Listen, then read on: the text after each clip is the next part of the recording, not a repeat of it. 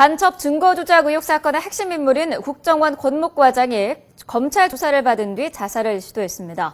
이번 주 국정원 윗선 수사에 속도를 내려던 검찰의 계획에 차질이 불가피할 것으로 보입니다. 추주기자 연결합니다. 권준기 기자. 네, 서울중앙지검입니다. 네, 국정원 권 과장 위조 문건 입수 과정에 관여한 인물로 알려졌는데 자살을 기도했다고요? 그렇습니다. 국정원 권 과장이 자살을 기도한 건 주말인 그제 오후 1시쯤입니다. 경기도 하남시에 있는 한 중학교 앞 승용차 안에서 의식을 잃은 채 발견됐습니다. 주차하려던 한 여성이 차 안에 쓰러져 있던 이 권 과장을 발견해 신고했고, 조수석에는 재만 남은 병개탄이 있었던 것으로 전해졌습니다. 이 권 과장은 인근 강동 경희대병원으로 옮겨졌다가 이 상태가 위중해 서울 아산병원 중환자실로 이송됐습니다. 이 권 과장은 아직 의식을 찾지 못하고 있고, 이 국정원이 신병을 보호하고 있는 것으로 알려졌습니다. 권 과장은 이미 구속된 국정원 비밀요원 일명 김 사장과 함께 중국에서 오랫동안 활동했던 인물로 증거 조작 과정에 관여한 혐의로 검찰 수사를 받아왔습니다. 지난 19일부터 21일까지 사흘 연속 소환 조사를 받았는데, 마지막 3차 조사 때는 검사와 심한 언쟁을 벌인 뒤 검찰 청사를 나온 것으로 전해졌고, 검찰 수사에 강한 불만을 토로하는 내용의 유서를 남긴 것으로 알려졌습니다.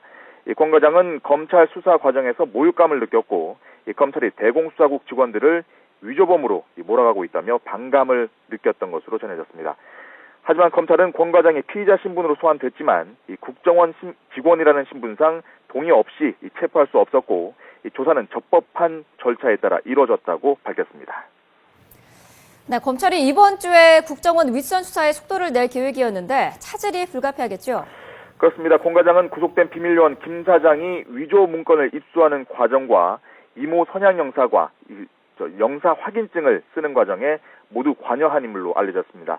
또 김 사장과 이 영사보다는 상급자로 전해졌습니다. 따라서 권 과장은 이번 증거 위조 사건의 핵심 인물일 뿐만 아니라 실무자들과 국정원 윗선을 이어주는 연결고리로 지목이 되었습니다.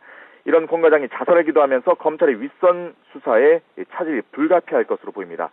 검찰은 지난 주말에는 국정원 대공수사팀 이모 팀장을 소환 조사했는데, 이 팀장은 중국 당국의 공식 답변서를 구한다는 보고는 받았지만 문건 위조와 관련해서는 전혀 아는 게 없다며 윗선 개입을 부인한 것으로 알려졌습니다. 따라서 대공수사단장, 국장선으로 올라가려던 검찰 수사도 속도를 내기가 힘든 상황이었는데요. 핵심 인물인 권 과장까지 자살을 기도하면서 수사는 더욱 난항을 겪을 것으로 보입니다. 지금까지 서울중앙지검에서 YTN 권은규입니다.